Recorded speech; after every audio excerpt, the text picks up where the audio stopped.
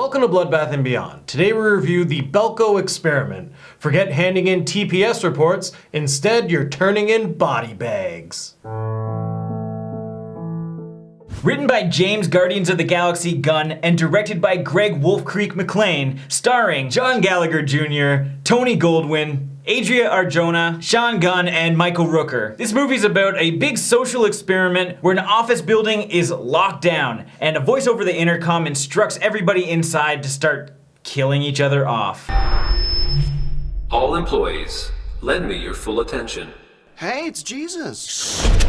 Your chance of survival increases by following my orders. If they don't meet their quota of kills for the hour, then their overseer will take it into their own hands. So what do we like? I'm a huge fan of Battle Royale. I think that film is amazing, and I like that they've taken this office concept and applied the Battle Royale rules. It's pretty much the strongest survive, and it just gives you that wide range of who you like, who you don't like, and who you want to die.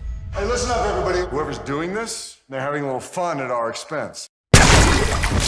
It's a great movie to watch with a group of people because you're just constantly trying to figure out who's next and who do you think is actually going to win the game. And they do this in such a way that we have so many characters that you're gonna absolutely love, and when they do die, it just catches you off guard because you think, hey, maybe they have a chance to survive because they're so innocent. And then you have your comic relief characters, and then you have your creep characters who you can't wait to die. I assume you're talking about Wendell. Yes.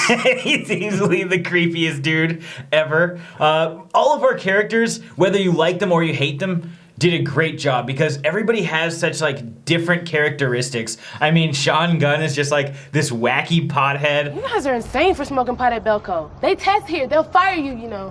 It's from Panama, man. It's not that strong.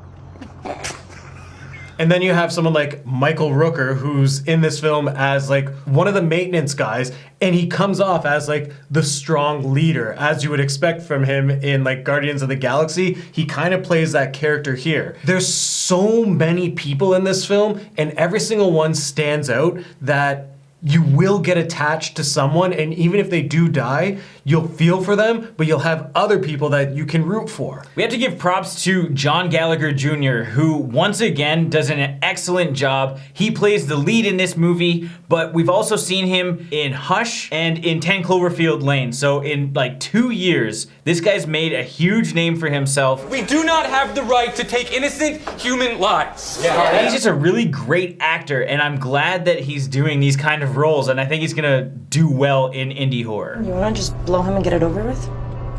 Besides great acting and a strong story, this film really has a lot of gore to it. There are graphic scenes, there is no shortage of kills in this movie. Some of them are very intense. We have a few people who are just getting brutally beaten with weapons around the office. Whether it's a stapler or a fire axe, someone is dying in a graphic nature, and you actually get to see it. I think that's what's great, is they don't hold back in this film. The cinematography in this movie was also really well done. Everything looked really clean and crisp, and they even used some great lighting. They had some like pinks and blues and purples, which goes hand in hand with like the Belko logo, and it just kind of reminds you that, oh yeah, they're still involved with this stupid company that could potentially have had them in this building just to fuck with them right here and right now. I was also a huge fan of the soundtrack. The music that they chose for when they were about to kill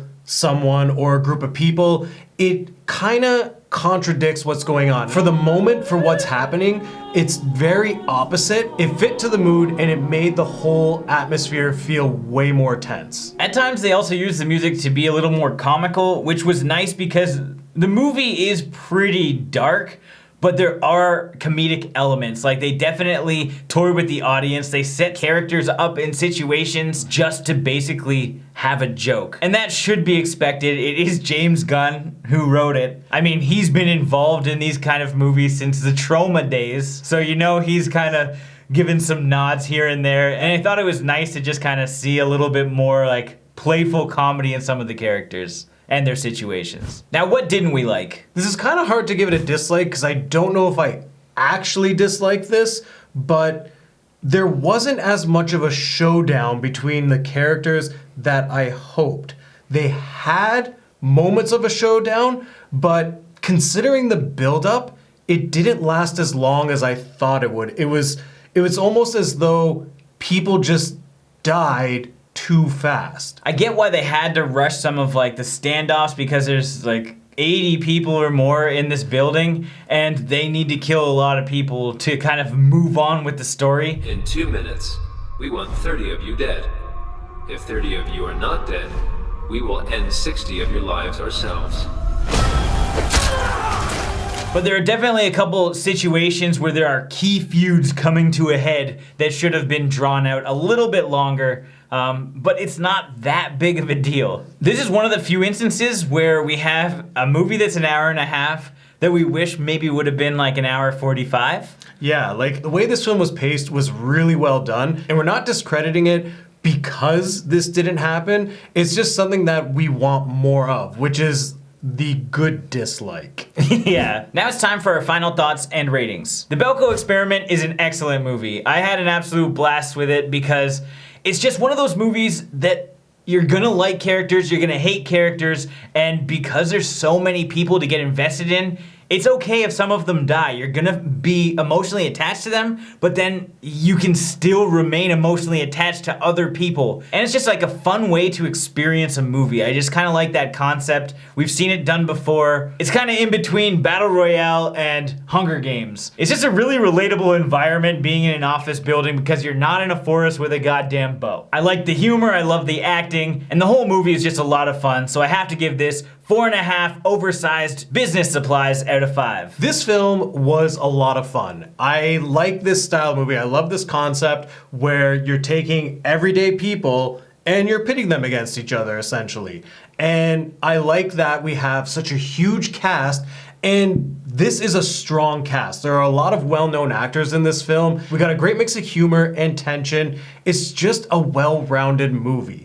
I think a lot of people are gonna enjoy this one, and it's gonna make you want more. And that's the only issue I do have with this film is I wanted to see more of a showdown between the characters that you're invested in. So with that being said, I'm gonna give this film 4.5 corny gifts out of 5. As always, thank you for watching. Like this video and comment below with your thoughts on the film if you've seen it. If you haven't, it is available on Amazon. There are links in the description where you can find it. If this is your first time here, make sure you subscribe to the channel, stay updated with everything, Bloodbath and beyond.